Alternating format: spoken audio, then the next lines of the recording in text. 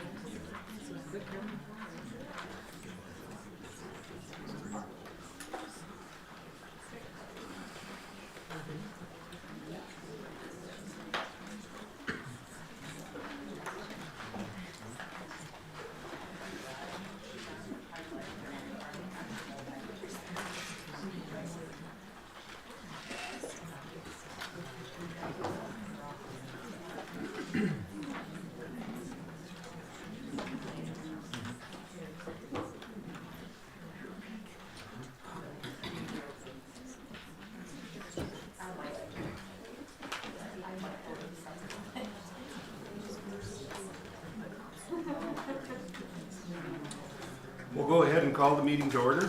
Please rise for the Pledge of Allegiance.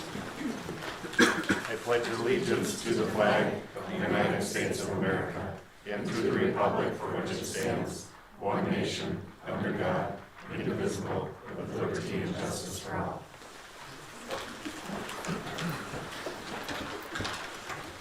Roll call this evening. I'm happy to report we'll show all members present, Ms. Engel. Yes. We have an agenda in front of us this evening. Are there any additions or corrections to that, Mr. Mayock? No, the agenda is accurate as you have with you. Wonderful. I'll entertain a motion to approve that agenda. I make a motion to approve the agenda as presented. Second. Motion made by Ms. Tyre, seconded by Ms. Erke to approve the agenda as presented. All in favor say aye. Aye. Opposed? Motion carries. We're happy to have people with us this evening. We appreciate you taking time to join us. And I understand there are some public comments that people would like to speak this evening. Yep, we have four speakers, comments that will be made. As a note, there was a fifth, so one of the four is a substitute Sure. for the staff member that does not live in the district or own land or has children in the district. So Sure. 4 total. Okay. I guess we would just like to cover just a few specifics on that. We would ask that you would state your name, the district resident of what city, and then the topic you wish to comment on. We are asking that we keep these comments to approximately 5 minutes. And in the sake of everyone's time here this evening, if we could try not to be repetitive if it's been spoken of earlier by someone else. So with that, we will invite Mr. Mark Tomeyer before the board. Welcome, Mark. Thank you, Mark Tomeyer. Thank you for taking some time to listen to concerns about staff reductions that have been proposed. I've thought about these proposed reductions a lot since I sent each of you an email with reasons to reconsider this path. In that email, I invited each of you to come and look at the 6th grade classrooms and envision at least 29 students in there, and then try to figure out how effective teaching could take place in that setting. Then I thought about how important it is for school board members, especially in our small, tight-knit communities, to really understand the impact of the decisions they make. I saw Terry down the hallway not long ago, conferences, we chatted a little bit. Other than that, I've only ever seen Lauren stop by to check in on us. And I think that's important. I think it's really vital for school board members to walk the halls and see what's happening in the schools that they make decisions for. it's likely, no, it's probable, that if you were to cut a sixth grade section next year, it would directly impact at least one person that you know. Somebody with a child or grandchild in that grade, the teachers of those students, the child you saw at a concert or sporting event who was so excited to represent NRHEG. And what are the future of that group? What's the plan moving forward as they go to grade 7 and beyond? Because if there's not a plan for that, right now, if you make that decision, we're all in trouble. We've all heard the saying to walk a mile in someone else's shoes. Please do that. Please come visit our hallway. Look at the classrooms. Think about trying to learn in cramped quarters. Look at where they are now and add 11 more seats in each one. Please think about the teachers we have, excellent as they are, and how this will limit their ability to educate our students. Please put this decision on hold. Will you reconsider these particular budget cuts and try to find creative solutions to the budget, ones which do not directly, in the classroom, impact our students? After all, our students are our customers. We heard this at a professional development. I was listening that day. If we don't treat them right and their parents aren't happy, they'll leave. And so will the people serving them. That will cost the district a lot. Thank you. Thank you, Mr. Domeyer. Next up is Ms. De La Cruz.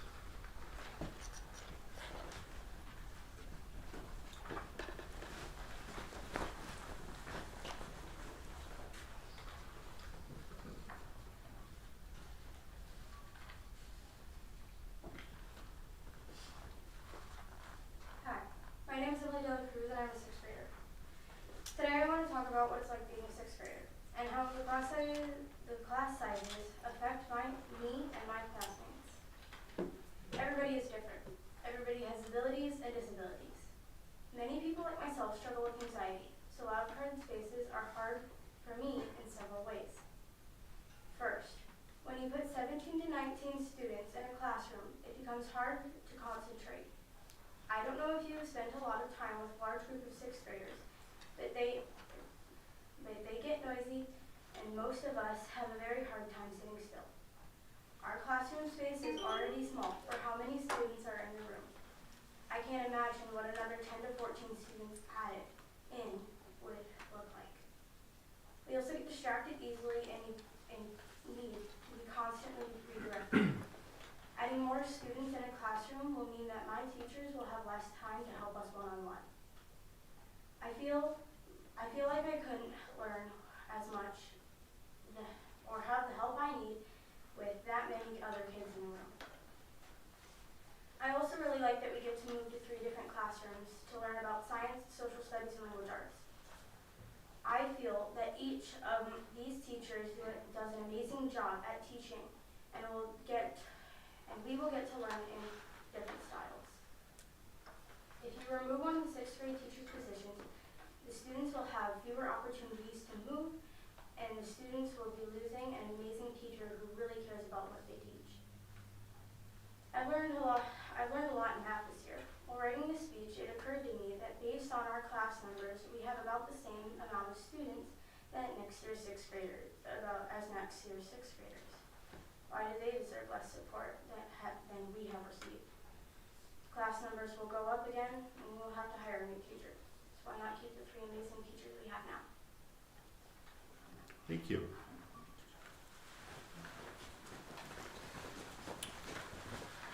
And Ms. Gerke.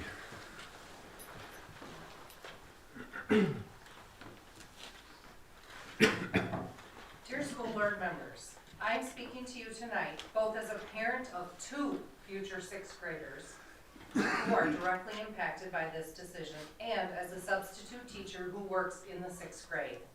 6th grade is a big change for kids. It is a new school with new expectations and responsibilities. They are given more freedom, expected to work more independently, but that doesn't mean they can work well in a class with a class size of 29 students. 6th grade is not mature enough to handle with success that big of a class size. What is our class size limit for those in 8th grade and under? The average class size for the high school classes is 22, so why would we have almost 30 for 6th grade? In the strategic plan focus, which I pulled off the website, it says under school district goal number 1, objective C, it is stated that for the secondary school, the number of failing grades will be reduced by 25%. That is one of their objectives, which doesn't seem feasible by greatly increasing class sizes for the kids coming from the elementary school to the secondary school. It also states in student support under school district goal number 1 that the development and implement of a sustainable and well-defined school support system that enables all students and staff to achieve at high levels. Objective A under that says develop and implement a support system for students in transition from the elementary school to the secondary school. By increasing class size to 21, it does not seem to align with the goals that I just stated. I have 2 sons who are in current 5th grade class, and I am not in favor of the cut of a 6th grade teacher. One of them struggles with math and reading and has asked me if this proposal goes through to homeschool him next year. My 11-year-old recognizes that this is too many kids for him to be successful in school. So why shouldn't the adults making decisions really think about this very seriously? There are 3 proposed teaching positions being cut. My question is, where is that money being reallocated to? Where else is in more need of that money than the teachers who are teaching our kids? Thank you. And Ms. Bunn, welcome. Thank you. I am reading this on behalf of Marcus Fisher, but now I'm crying because I'm topless. Okay. Good evening. First of all, I understand the financial challenges for that our district may be facing. However, I strongly believe that cutting classroom teachers should not be the priority, especially when there are other positions and areas where reductions could be made that do not directly impact the quality of teachers and education our students receive. As a 5th grade teacher, Marcus, I am concerned for my current students for next year. What others may see are just 29 students in a classroom, or 58 students in a grade level. However, what I see are 58 students that are trying to reach their goals and will be at a new school building and will be learning how to be middle schoolers. Of these 58 students, 29 currently receive intervention in reading and or math. That is 43%. That doesn't include all of the students that are below grade level. Over half of the students are below grade level in reading and math. These 25 students are currently able these 25 students are currently able to be met where they are through intervention groups every day, and next year there will be 10 more students in each classroom with no intervention groups. I am concerned for all these students who will have to work harder and build up more courage to get the help that they need to be successful. Yes, we are seeing progress in most students, yet I'm scared for the loss of progress they will experience in 6th grade because their needs will not be met with a larger class size. I know we have great 6th grade teachers, yet without the intervention and small group support and the increased class size, that will be difficult to sustain. It may be easy to think 29 students in a class is not too many, as other surrounding districts have 30+ students in a classroom. However, there is a reason we are often the district of choice for families, and a large class size is not it. I hope you think of other ways, to make reductions that are not directly impacting the success of our students. I see more than a number. I see 58 students who need all of our support to have the best chance to succeed. Thank you. I just would like to add in from my own. We are combating COVID still. It's hard. I have a student who joined our district because he was online learning due to anxiety. When he joined my classroom, he could not form letters and numbers as a fourth grader because he did everything online. He typed. So as a fourth grade teacher, I am backing up into my first grade teaching skills from before and having to help him learn how to write. So I can't do that with a class of 30. I can't. Thank you. Thank you, Ms. Bunn.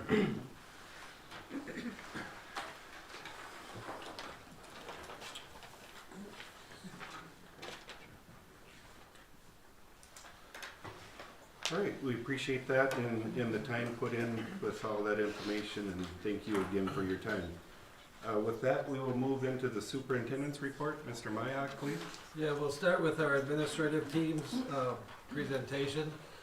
Macy, Ms. Whiteside is involved with the registration tonight, so she's not with us, but her report is included in the slideshow.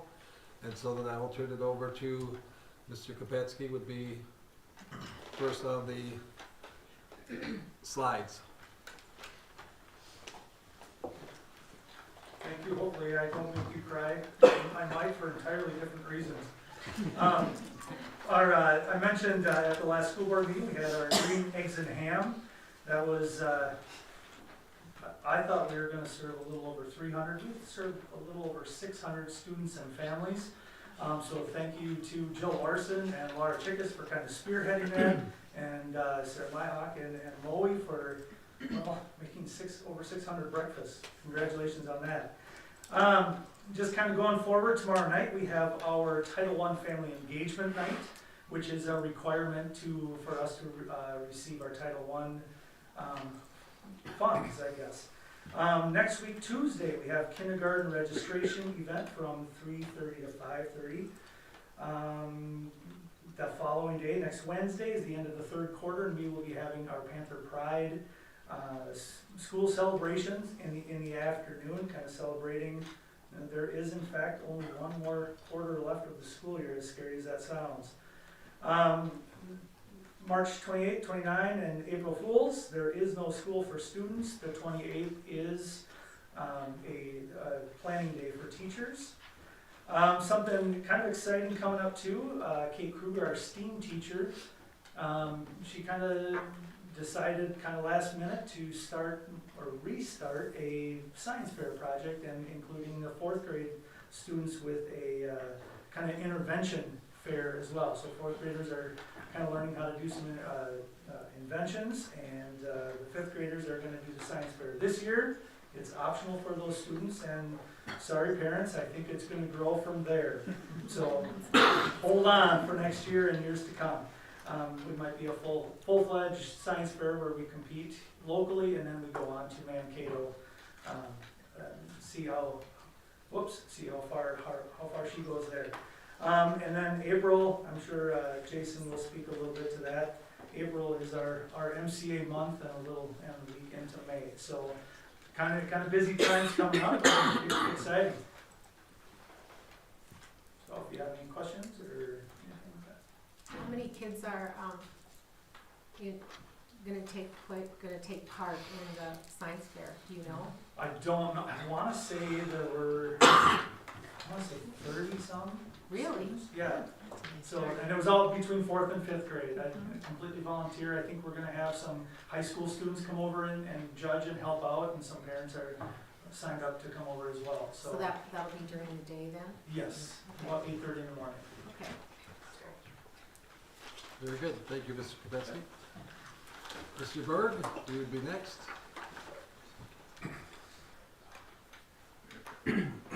All right, as you can see up here, we'll continue on with our students of the month.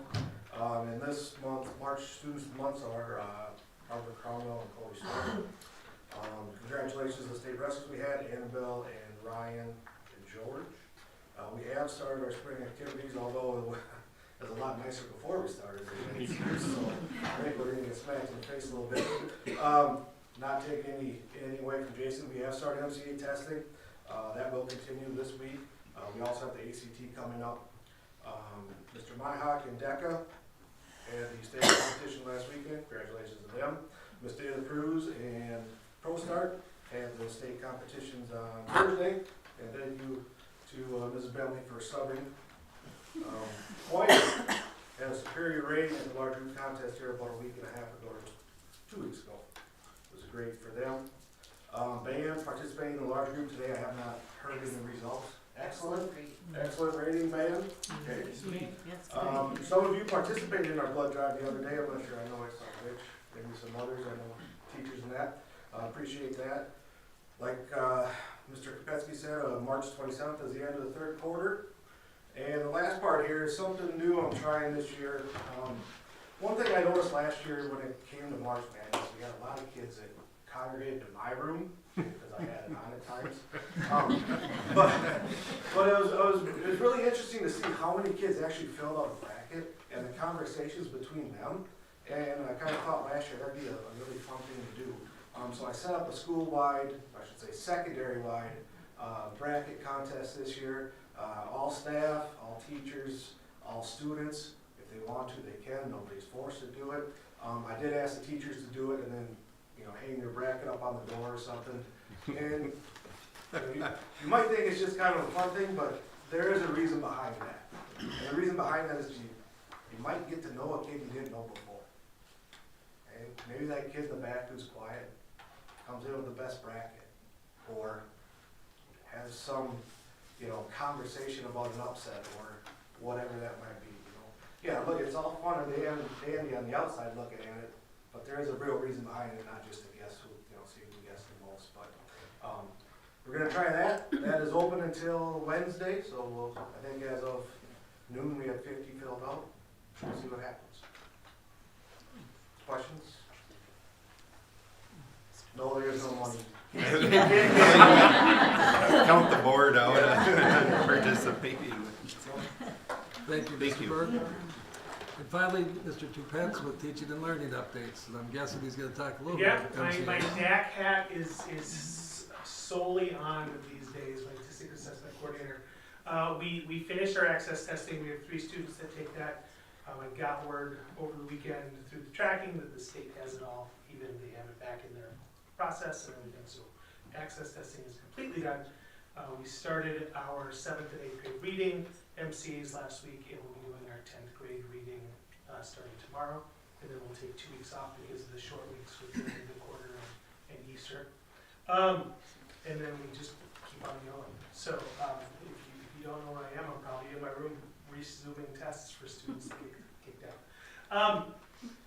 As far as the READ Act goes, I met with MDE last week, Thursday or Friday.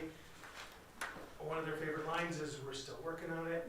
So we've sent in our information that say, yes, we want to do this training, and they are still working on contracts with their vendors, and their vendors will contact us directly to set those schedules so that it fits our needs.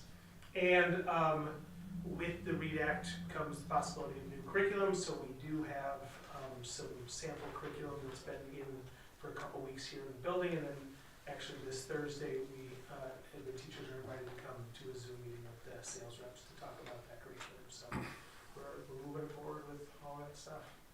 More than one curriculum, how many? Right now, CKLA is what we have in our possession. It's on the maybe list, and then the Open EL is sending their physical materials, so we can look for that too. But Okay. we have to look for that one. That's on the approved list. So. Okay. Any questions? All right, thank you, Mr. Tupence. I have just 2 things to comment on. The first one is our notice of pay equity. And we received notice that this is a 3-year kind of a mandatory review that deals with our pay equity across the district. Different survey, different form, or different information is collected by the department, the Minnesota Management and Budget Department. And we received notice that we are in compliance. We have our certificate, and Sue will file that and post that as required. So just a FYI that you probably remember that from 3 years ago, and we'll talk about it in 3 years from now too. The second thing on my agenda is very simple. Just we have been digging into our open enrollment numbers more so, and looking at the number of students that we have open enrolled into the district versus the number of students open enrolled out. The reports are showing that that is a positive for our district, that we have more students open enrolling into our district than open enrolling out. Some clarification and some deep dives are needed to get those exact numbers. We believe they're probably in the neighborhood of a positive 30 or so, but our records and the state records, we have to take a closer look at how many of those have been open enrolled since elementary school and now are into the high school years. But the plan is to communicate with all the families or the families that are open enrolled out and just provide some information, let them know that that we are aware that they are open enrolled, and if they have any questions or need some more information on our programs, that would be happy to provide that. And so we have a mailing with that information that you have in front of you going out, along with a form to contact us if they do want more information. And that Sue is putting that together now, and that should be going out in the next week or so, probably. So again, just trying to improve our communication and see if there's anything that we can do to potentially bring some more students back into our district that live within our district. Any questions for me on my report?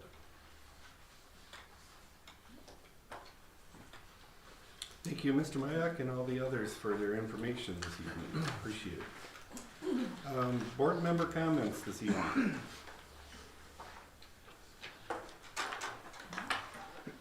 If not, I would like to take a few moments here this evening, I guess. First off, I would like to thank the staff members that emailed each and every one of us throughout this past 10 days, perhaps. I just want to clarify a few of those things. Just because you didn't hear a response individually from each of us didn't mean that we weren't reading those emails or taking the information to heart. I'd like to start by saying we'll take some responsibility if these proposed cuts come as a surprise to our staff. We've always tried to be a board, or as long as I've been on the board, which is quite some time, very transparent, very open with our numbers. The bottom line of it is the school board is charged with prioritizing the budget of the school district. There are several school districts throughout the state tonight that are having very, very difficult surprise type figures thrown out to their public of their shortfalls. We as a board and an administration have tried to be very transparent through the time frame of COVID that the day was coming that things would be extremely tight. I hope that all of you can agree that you've heard that before, that we knew life after COVID was going to be different. We were surprised with a lot of funding that came our way through the COVID time frame. So here we are, hopefully life after COVID, with what we're projecting to be a $500,000 deficit for this coming year. Mr. Mayak will cover this a little later and more accurately, but for the rough numbers, 500,000 shortfall. Of that, 170,000 is a proposed one-time expense that we want to improve our district with. Our fire and alarm system is extremely outdated, which anyone that knows anything about that would agree. And I think it goes back to the days that some of us were in school. I won't mention any names, but it needs to be updated.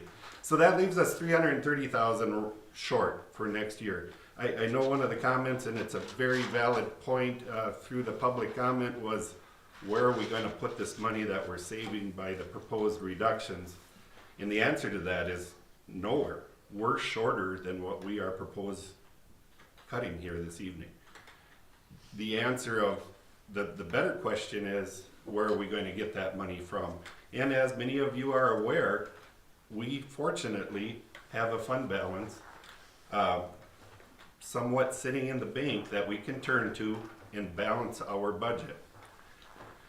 That's the good news. The bad news is, as you look 3 to 7 years down the road, if we did nothing and sat back and said, we can't take the chance of affecting that one student, or this is just too difficult to do right now, from 3 to 7 years down the road, that fund balance would be depleted to zero, and we would have, I would hate to say how many cuts in front of you as a community, and I can promise you that they would be very, very devastating, which every cut is. So what we're trying to do as a board and as a district is be ahead of this. Yes, these adjustments are painful. I don't discredit any cut to not be painful. I think the better question is, are they doable? I appreciate no comments on a class of 48 being a concern. I think that's a responsibility of that can potentially be done in a 2-section scenario. 6th grade is unique. It's pushing the limits. We have a policy. Some of you may get a chuckle out of this, but this was created by Dr. Carlson and I a few years back, 2019 I think it is. And I think you can all believe that Dr. Carlson spent months on trying to make this a very valid and appropriate type policy. And all of these proposed cuts fall into this policy, and I will correct the people that emailed and said we were not following our own policies. I would invite them to have a copy of this policy, and please understand that we are within our policies.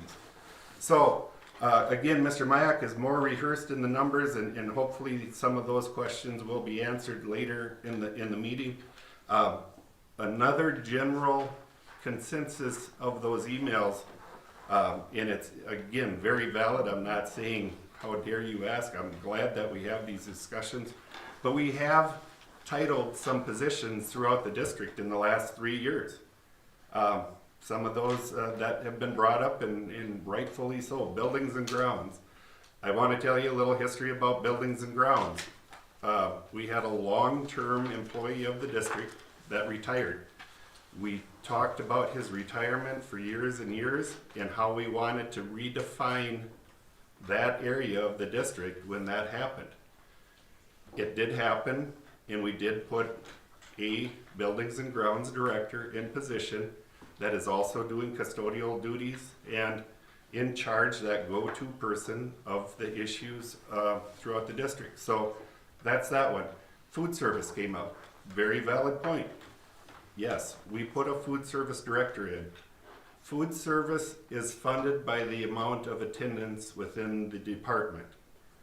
So when we installed that person, our attendance at school lunch was embarrassingly low, I guess is the way I would put it. That has improved. We feel that we have improved the food service offering to our students, which was the objective. Participation is up. Will it remain there? We don't know. But for the time being, that seems to have been serving the purpose we were hoping for. Yeah, it's money in, it's within.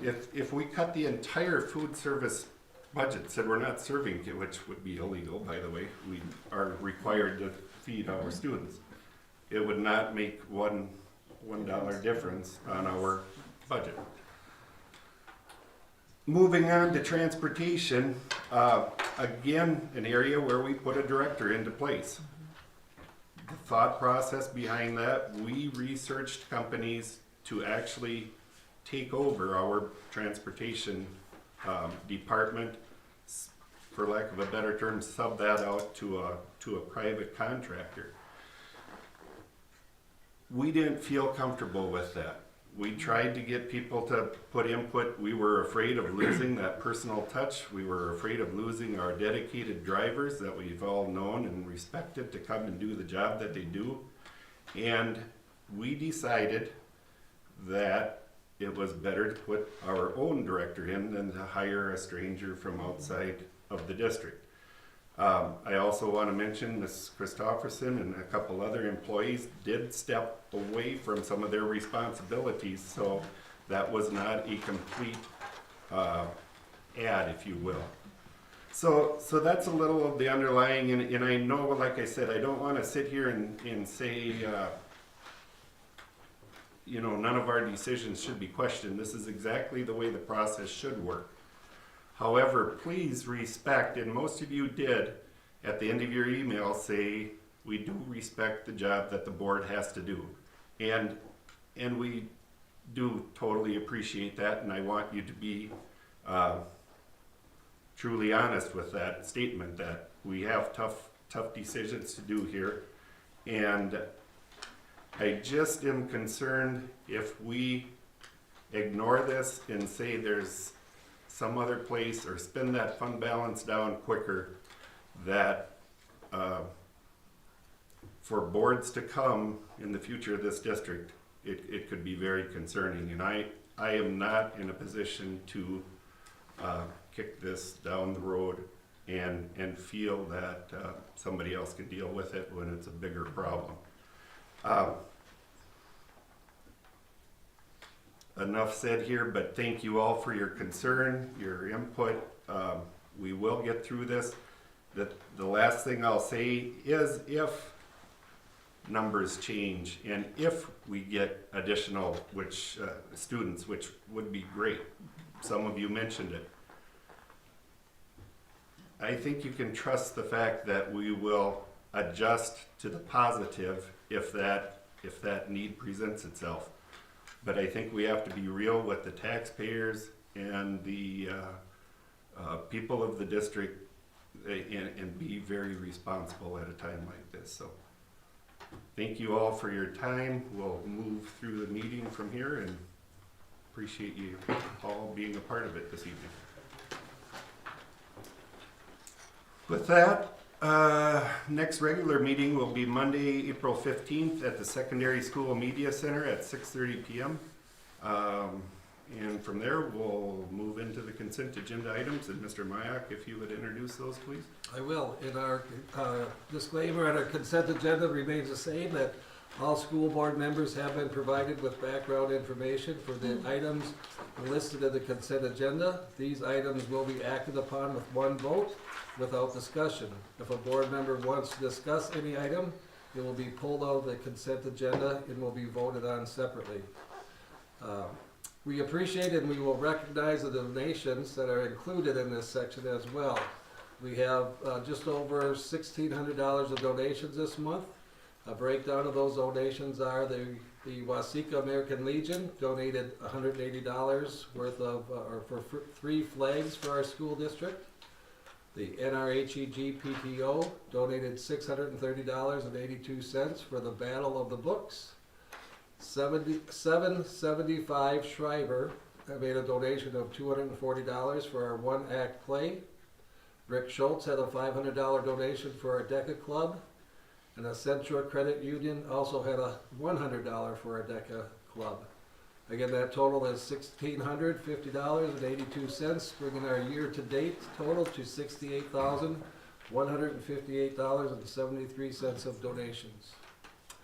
And with that, I also want to make a note here to the board that a retirement is included again this month in the consent agenda.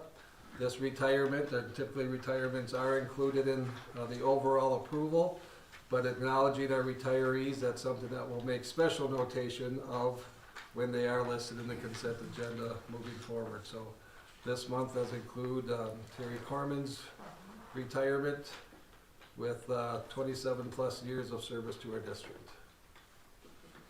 And with that, I'd ask the board to please approve the consent agenda as presented. I make a motion to approve. Second. Motion made by Mr. Mueller, seconded by Mr. Schoenrock to approve the consent agenda as presented. All in favor say aye. Aye. Opposed? Motion carries. Moving into the second reading of policy 908, scheduling of student activities. Mr. Mayak, please. Yeah, as the process goes for the policy change, there's always two readings. The first is to kind of introduce the change and the rationale behind it. And the second reading then would be to finalize that, those changes and make any changes or make any wording or language changes as needed. So as compared to the first reading, the second reading does have two changes. In the second paragraph of this, there was two different spots where it said students may not be required to participate in Sunday events and students may not be negatively impacted. We made the change on those that now reads that students are not required to participate and students will not be negatively impacted. Just a little bit change of words, the same meaning, but a little bit stronger tone to say, well, this is our expectation. And so with those revisions, I'm asking the board to approve the second reading of policy 908 as presented. We could just talk with a little clarity here too for the public, and obviously whenever we talk about Sundays, we're very sensitive to that as a district. For clarity, this is a K-6 policy. The 712 at NRHEG is regulated under the Minnesota State High School League, and that does not change anything from 612. This is strictly K-6. And we are still encouraging not to have Sunday activities, but in the event that there are scheduling conflicts, there will be the potential for some of these younger student athletes, because of gym time, to allow for some of that to happen, which actually was in days of old approved through the athletic director and building principal Or community ed director. or the community ed. So I don't think the community is going to see a large change in, this isn't opening the floodgates of cars are going to be surrounded the school every Sunday. So it's a change of authority of whether or not they can have it without going through the process. If I could add one clarification to the K-6 athletic non-state high school league is very accurate. But the policy does also impact non-state high school league activities 7 through 12. Okay. DECA again being one example, that the state DECA competition is on a Sunday. That's not our decision, that's the decision of the state association. And so there are different activities that are not sponsored by the state high school league that do have some Sunday requirements. Sure.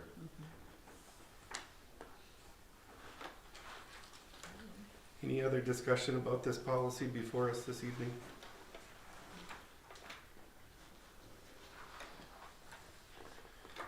With that, I would entertain a motion to approve. Motion to approve the second reading of policy 908. Second. Motion made by Ms. Herkey, seconded by Ms. Tyre to approve policy 908, scheduling of student activities as presented. Is there any further discussion? All in favor say aye. Aye. Opposed? Motion carries. Staff reductions due to enrollment. Mr. Mayak, please. Yeah, and I'll follow up on some of the information that you shared in your comment section.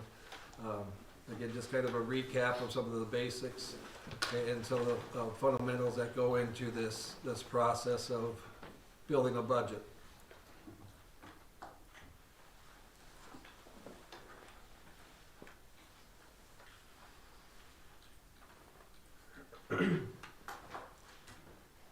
All right, just some general information here again. We've talked about this several times in our, either our study sessions or our regular board meetings, that our district policy does state that we are targeting a 22 to 28% fund balance, and with a budget, approximately $10 million or slightly above $10 million, a 22% fund balance would equal roughly $2.4 million. A 28% fund balance, again, would be right around $3 million. Some other facts and some other knowns that in the last year's legislative session, they voted and approved a 4% increase for this school year, and they also voted for a 2% formula increase for the 24-25 school year. The second of that 2% is of note again, that that's an increase in revenue, and we're going to talk, and we have talked several times about the increase of revenue typically does not fall in line or keep up with the increase of expenditures. And when revenue is not keeping up with expenditures, obviously deficit spending happens. And just again, we talk about the different bills. I share with you the different bills or potential bills that are going to be heard this session, and in every session. There are bills that are being considered. We're not sure if the likelihood of the passage of these bills, but that is always a consideration. That's always something that impacts our budget. And oftentimes, these bills are not finalized until mid-May. And so in the whole budget process of a budget for the next school year having to be approved at the June board meeting, legislative calendars and school calendars aren't married up and always as flowing as we want them to be. Like Rick stated, that we know that right now with the information that we have and the calculations and the formulas that are out there, that we are looking at a shortfall of at least $330,000. Rick also mentioned some of those one-time expenses, some of those projects, and Carla can correct me, some of that is going to fall on, if those will be completed prior to July 1st or completed after July 1st. And so those expenses could be booked under 23-24, or they could be booked under 24-25. The bottom line there in that second line just says, regardless of when they're completed, those one-time expenses have been approved to be made, and they will count against our fund balance, and they'll shrink our fund balance by roughly $170,000.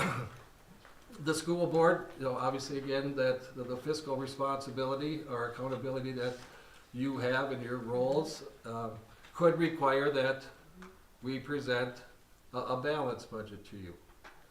And that balanced budget then would require somewhere between $330,000 or $500,000 of cuts. My recommendation to the board is prepare yourself for a budget that we'll present to you that will include deficit spending. And we're not looking to make substantial $300,000 to $500,000 of cuts.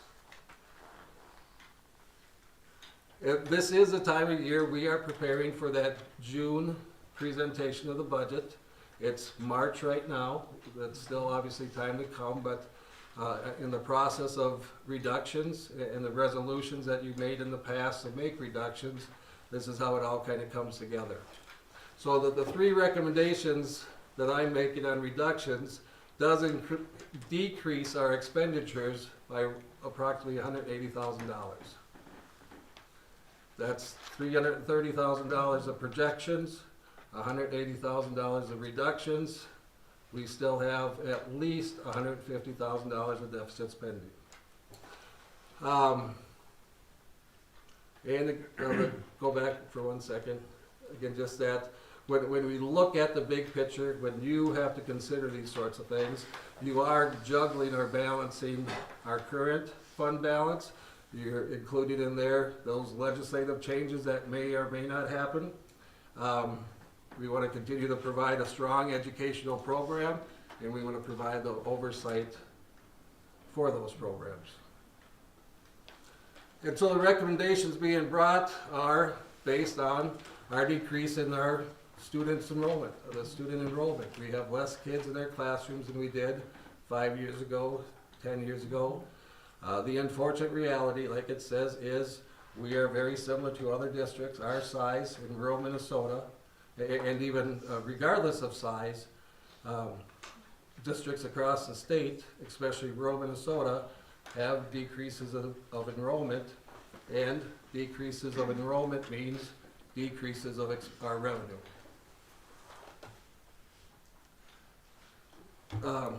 Rick touched on some of the ESSER funds, and Lauren is typically the champion of asking the ESSER questions. But this information's been provided over the years that we've had about $1.5 million of revenue that has come from ESSER funds since 2020. So over the last 5 years, over $1 million. The positions listed there were added to and have been maintained largely due to those ESSER funds. Those ESSER funds are done and gone now at the end of this school year, and obviously that is part of the deficit spending that we're looking at. And I shared this with you, and we'll continue to emphasize again the points that revenue does not keep up with expenditures. The cost of everything goes up. Unfortunately, the revenue that we receive from the state is lacking. And if that continues, and this illustration here is an illustration of 3% revenue increase and 5% expenditure increase. The point being that when we don't bring in as much money as we're spending, our deficit continues to grow. And it doesn't take long for our fund balance to be depleted.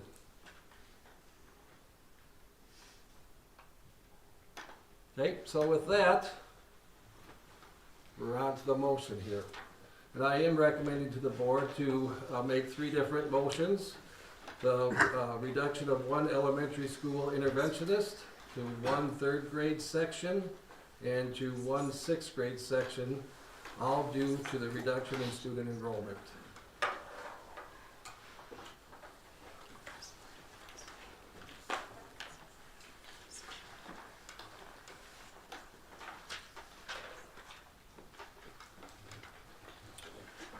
All right, do I have someone that would like to make a motion to reduce the elementary interventionist FTE reduction of .667?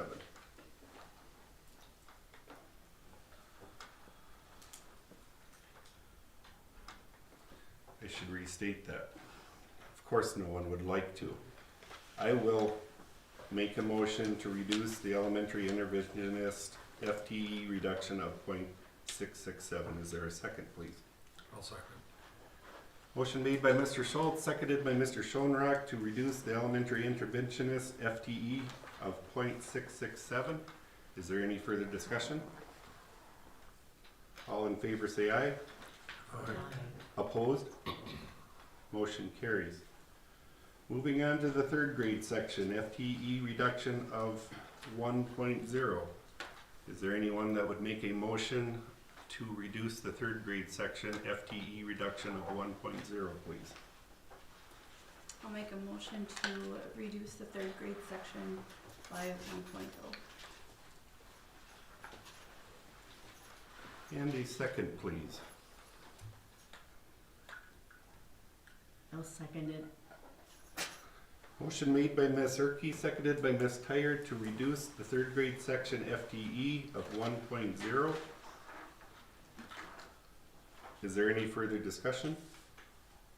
All in favor say aye. Aye. Opposed? Aye. Motion carries. Record in the minutes that, I believe that was Mr. Phillip, or Mr. Mueller.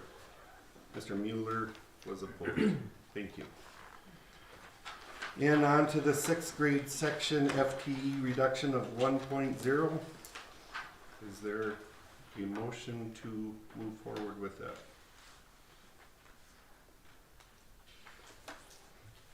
Okay, can I ask a question? Absolutely. So how would we just say that we were gonna wait till April? The way we could postpone this till April would be, we could table this particular subject. The caution I advise about that is that it limits our administration of moving forward with the plan. I think we all received a plan this afternoon of how scheduling would look. To me, I feel that the thing that would change 6th grade into and keep it at a 3 section would be additional students joining that grade level. I think we still have the option to make that change even if we move forward with the reduction here this evening. And I think I've always been an advocate of being proactive in this district, not postponing tough decisions any longer than we need to.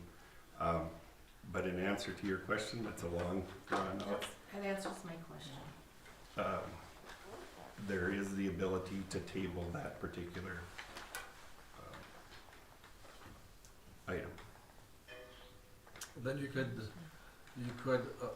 make the motion then to table that if that was your desire.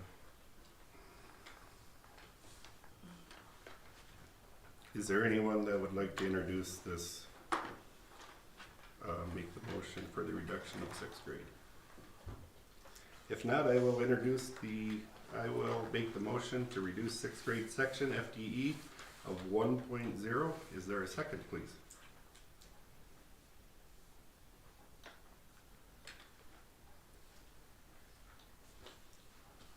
Is there a second?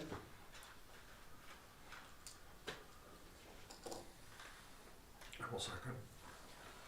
Thank you, Mr. Schoenrock. Motion made by Mr. Schultz, seconded by Mr. Schoenrock to reduce 6th grade section FTE reduction of 1.0. All in favor say aye. Aye. Opposed? Nay. I will call for a roll call vote by Ms. Engel, please. Terry Engel, nay. Amy Erke, Yes. Aaron Phillips, Nay. Rich Mueller, Nay. Lauren Shanerock, Yes. Pat Tyre, Yes. Rich Schultz. Yes.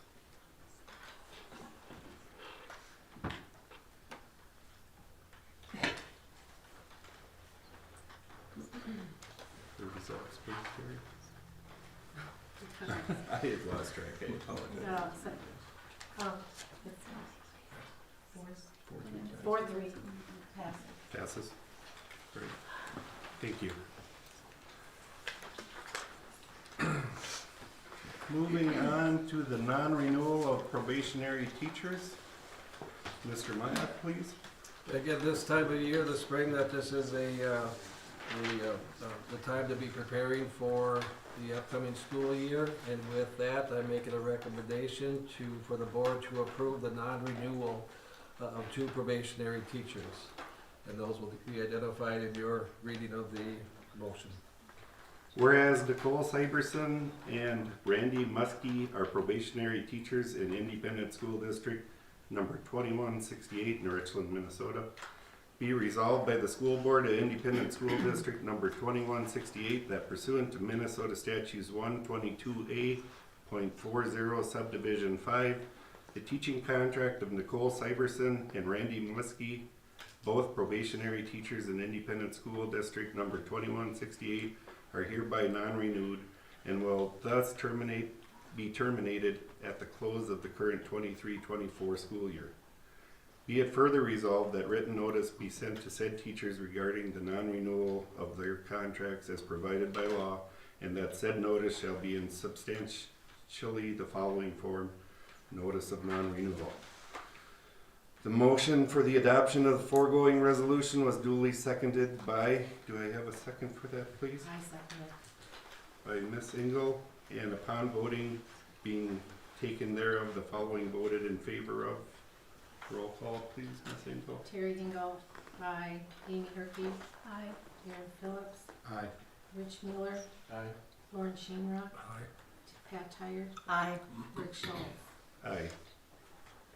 And there is no one voting against it. All right, with that, it brings us to the community education preschool teachers compensation. Mr. Mayak, please. We've had this conversation several times at board meetings and at study session, that I am asking the board to approve the financial commitment from the general fund to improve the community education preschool teachers contract, so that the salary schedule and benefits package are the same as their licensed colleagues under the admin NRHEG master agreement. This financial commitment will be reflected in the proposed budget presented to the board every June. My recommendation is to approve a contract increase of $15,000 for our 2 preschool teachers for the 24-25 school year, and approximately $15,000 improvement for the 25-26 school year. And again, the improvement then would be a salary schedule increase to take them from their hourly rate of pay, again, to be comparable to the salary schedule on the teacher's master agreement, so that $15,000 would cover that salary schedule increase. And the increase for the 25-26 school year would then also complete that salary schedule improvement, with the remainder being used to improve the insurance contributions, again, to mirror the Ed Minnesota teachers contract.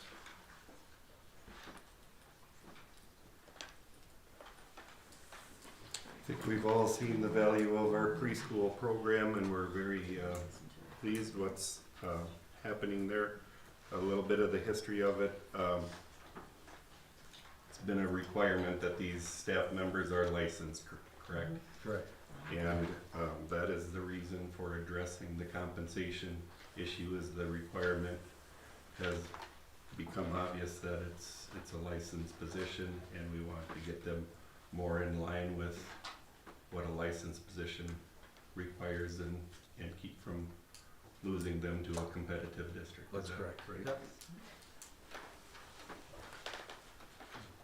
Yes. Does this bring them under the negotiations, and does this bring them under the master teacher agreement? They are currently under the master agreement, and it's specified which sections or subsections that they do fall under, and then it identifies the sections or areas of the contract that they don't fall under. So salary and insurance contribution to the benefit package, that's the part that says they don't fall under that. That would be reworded then to say that they would fall under that. And again, note that the salary would be comparable or based on the same structure of their licensed colleagues. The FTE would be different, that we would look at their contract days, which would be the same, but look at their student contact time and their prep time to determine what FTE or what percent of a full FT they would be at. So because of the contact and prep time, they won't be a 1.0, they would be maybe a 0.9 or a 0.95 FTE, which would impact their salary and their contribution for insurance. Thank you. Any other questions?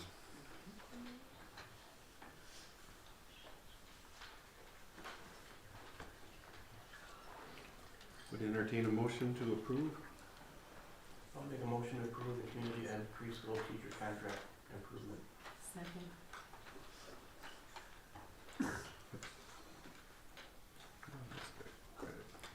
Moved by Mr. Mueller, seconded by Ms. Engel to approve the community education preschool teacher contract by $15,000 for the 2024-25 school year and by approximately $15,000 for the 25-26 school year. Any further discussion? All in favor say aye. Aye. Opposed? Motion carries. That brings us to the conclusion of the meeting this evening. I would entertain a motion to adjourn. Second. Motion made by Mr. Shunrock, seconded by Ms. Zerke to adjourn. All in favor say aye. Aye. Opposed? Motion carries. Thank you all for your time and for coming this evening. That's